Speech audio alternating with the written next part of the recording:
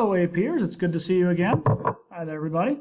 We are doing our vocab, and let's take a look at the packet. It is the packet for 2.1, our second packet for 2.1 on the codification of religious and cultural traditions. And let's start off with some Buddhism. So let's do our vocab today on Buddhism, and let's start off with Siddhartha Gautama. All right, there he is. All right, so this is Siddhartha Gautama. Big thing, he's also known as the Buddha. All right, so he is Buddha. Siddhartha Gautama is the Buddha. What do we know about Siddhartha Gautama? The legend says that he was a prince who either could have become a very strong religious figure or could have become a great king.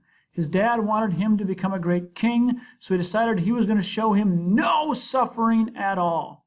So young Siddhartha lived his entire life having no suffering. Everything turned out good. He wasn't allowed to see people sick or dying at all. He was supposed to have this perfect princely life. And then what happened was he got out of the castle area and he saw a person dying, and he suddenly realized there was suffering in the world. And then he went and he decided to suffer, living with almost nothing, until he kindly found a middle way, and where he did some meditation under a tree, and he was able to reach inner peace, or reach what would be called Nirvana. Now, doing all that, eventually he gained followers who followed him, and this was the start of the religion Buddhism. So Siddhartha Gautama, founder of Buddhism, went through extreme pleasure of life, everything going good, then went to extreme suffering, barely ate ever, and then kind of found this middle way using the Four Noble Truths and the Eightfold Path, which we'll get to in a little bit. But this guy's the Buddha. He's a big deal, very significant, because Buddhism's still a religion to this day. Buddhism spreads throughout Southeast Asia and China, kind of not so much in India, but eventually spreads to Southeast Asia, China. And it is a big deal because Buddhism spreads, and it's still a religion to this day, a big deal in the classical era and today. Let's move on. Next is the Four Noble Truths, and this is what Siddhartha Gautama, or the Buddha, was able to discover. I'm not going to read them all or go over them, but you can pause this if you want and copy some of them down right there. But you can see the word suffering comes up over and over again.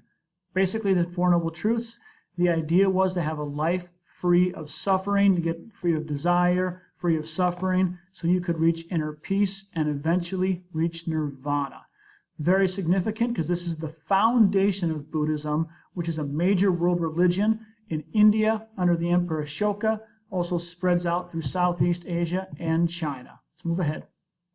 Next, we got karma, and karma was also in Hinduism, but karma also exists in Buddhism as well. It's basically the belief that, it kind of kept score on what you're doing in this life.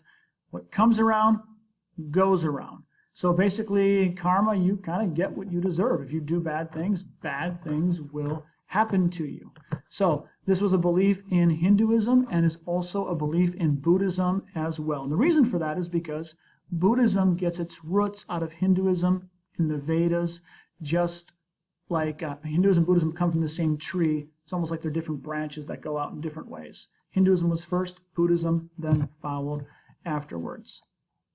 Next, now we're going to talk about Mahayana Buddhism. I'm probably mispronouncing that, Mahayana Buddhism. This is Buddhism. It's called the greater vehicle. It's called the greater vehicle because it believes that more people can get to enlightenment. It's trying to get a larger number of people. It believes that people don't have to become like a monk to enter Nirvana. It believes there's bodhisattvas. I know I'm saying that one wrong. There it is right there. Bodhisattvas are these like really cool people who could have gone to Nirvana but decided not to because they're going to help other people get there. So they're just like really nice people who are going to help people get there. They're a little bit like the saints in the Catholic tradition. So that's a greater vehicle. Mahayana Buddhism, it's for getting more people to Nirvana is one way to think about it. Here we see a map of Buddhism, and we see that Mahayana Buddhism, there's more of it because it's spread further throughout Asia, and it has more of an emphasis on getting a larger number of people, not quite as strict of the rules as the next one we'll talk about, Theravada Buddhism. Theravada Buddhism. I know I'm mispronouncing that too, I'm sorry. Theravada Buddhism, that is called the lesser vehicle because it takes less people. Theravada Buddhism is more focused on that you need to be a monk to be able to reach Nirvana, which is basically like kind of like the Buddhist form of heaven. It's just this place with like totally free of suffering. Sounds kind of good, free of suffering. This is AP. You're not free of suffering. No. Anyway, so Theravada Buddhism is basically the lesser vehicle. It's a little more strict. It doesn't really have gods. Mahayana Buddhism kind of has like gods that get placed in Buddhism over time. Theravada Buddhism is more kind of like seen as being like the pure form of Buddhism, a little more elitist and the lesser vehicle for like less people. Theravada Buddhism, they're more the hardcore. Okay, so I hope that helps. We'll talk about that more in class if you need to. Let's move on to our next term. All right, now let's look at the middle way. The middle way. All right, so the middle way is the Buddha taught the middle way between luxury and self-denial. I'm basically just reading that from over here. Again, think of Buddha. Buddha, originally, he's this ultra-rich prince where he's seen nothing suffering at all and pampered as all can be.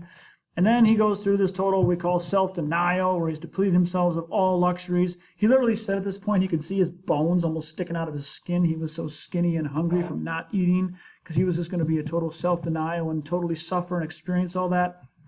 And the middle way is the way in the middle, where you have what you need, not too much, you get rid of your desires, and you live in peace. That's the middle way.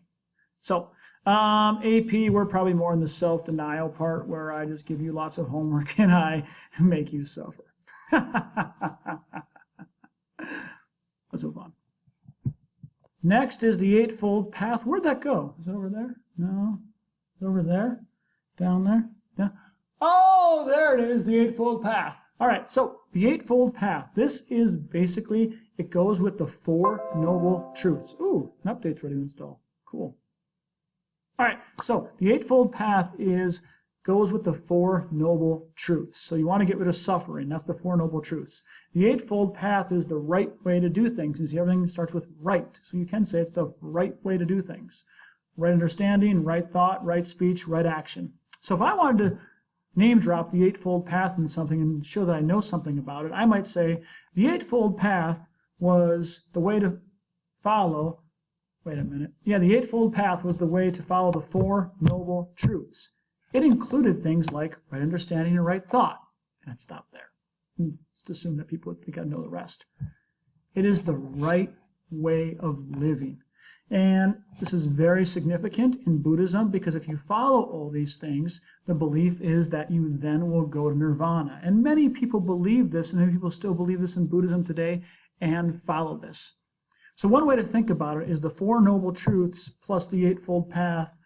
It's kind of like what you're supposed to do, how you're supposed to live in Buddhism to free yourself of desire and be a better person and to reach Nirvana. Kind of like following the Ten Commandments and what Jesus says is supposed to get you to heaven. It's kind of similar between Buddhism and Christianity. Let's stop there and let's go to our next one. All right, our next word is Nirvana. And of course, we all know what Nirvana is. It is no. So, not that Nirvana. This Nirvana. Yeah. Okay, it doesn't seem as cool. But anyway, this Nirvana is basically the Buddhist idea of heaven, pretty much. It is the place without desire. It's not exactly the same as heaven, but it's this place where you're free from all your desires and you are completely free suffering and you get to leave this world and enter Nirvana.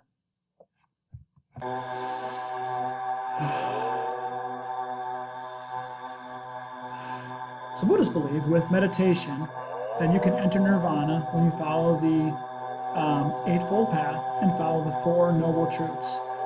And then you reach Nirvana, the state of inner peace. All right. Enough of that. Let's have some more Nirvana.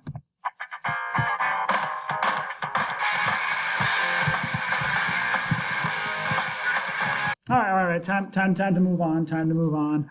That does take me back to my days in the 90s, bouncing around the mosh pits at First Avenue. Memories. All right. But back enough about me being old. All right, let's go look at our next word. What's our next one? It is Ashoka. Ashoka, or Emperor Ashoka. Ashoka is going to be really important. He was an emperor who fought this really big battle against the people of Kalinga. And after he defeated the people of Kalinga, he saw how much blood there was, how much of a massacre it was, and he renounced violence. He said, no more violence, and he became a Buddhist. He became a Buddhist, and he made all these laws for non-violence in his kingdom. And then this led Buddhism to spread throughout India. And then Buddhism will continue to spread throughout Southeast Asia and all around. So that is Ashoka. He'll be very important. He's an emperor. We're going to learn about him a little more, but he helps the spread of Buddhism throughout his empire. All right, and some more Nirvana for you.